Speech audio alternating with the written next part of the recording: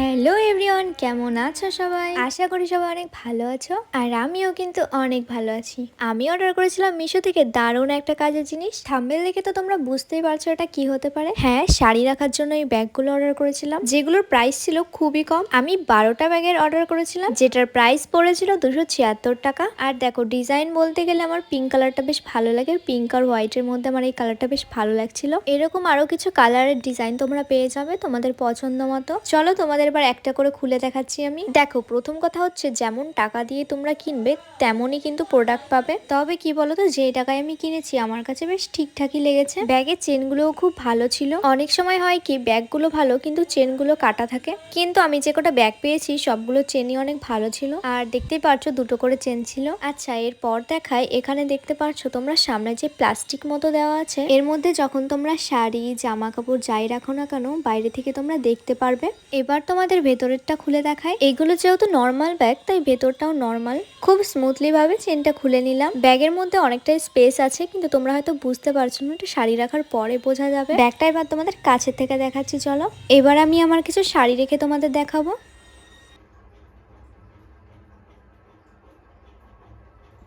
দেখো, আমি কিন্তু এখানে কিছু সিল্কের শাড়ি নিয়ে এসেছি, যেগুলো আমি সচরাচর পরি না। তার জন্য এগুলো আমি ধুয়ে কমফোর্ট দিয়ে রেখেছিলাম। আসলে কি বলতো, অনেকদিন না কিছু শাড়ি না পরার কারণে অনেকদিন ঘরে পরে থাকলে কেমন জানি একটা হয়ে যায়, আর সেগুলো অগোছালাও দেখতে লাগে। এইসব কারণের জন্যই কিন্তু বিশেষ করে আমি ব্যাগগুলো অর্ডার করেছিলাম। চলো এবার তোমাদের একটা একটা করে রেখে দেখাই। আর হ্যাঁ, ব্যাগের সাইজ অনুযায়ী কিন্তু তোমরা এখানে শাড়িগুলোকে ভাঁজ করে নেবে। আমিও সেটাই করেছি।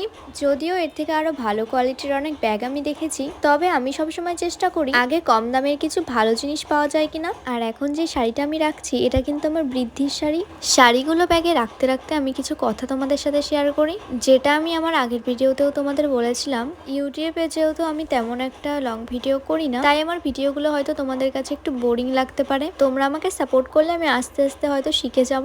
আর আমার ফেসবুক ইউটিউবে তোমরা অনেকেই কমেন্ট করো আমার বিয়ে নিয়ে, মানে কিছু কোয়েশ্চেন্স। আমার এই ভিডিওগুলোতে যদি ভালো কোনো রেসপন্স পাই তবে আমি সেইগুলো নিয়ে ভিডিও বানিয়ে আপলোড করব।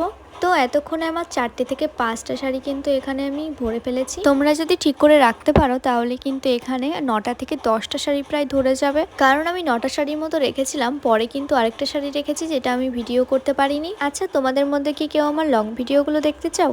তাহলে কিন্তু অবশ্যই আমাকে কমেন্টে জানিও। আর যদি কারোর আমার থেকে কোনো সাপোর্ট লাগে তাহলে কিন্তু অবশ্যই আমিও তোমাদের পাশে থাকবো।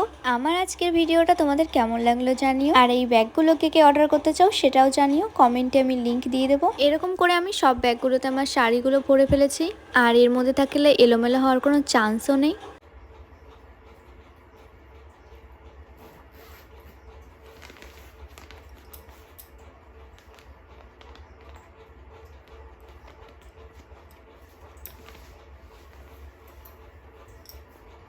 তোমরা আমার নতুন নতুন ভিডিও দেখতে চাইলে অবশ্যই কমেন্টে জানিও। টাটা।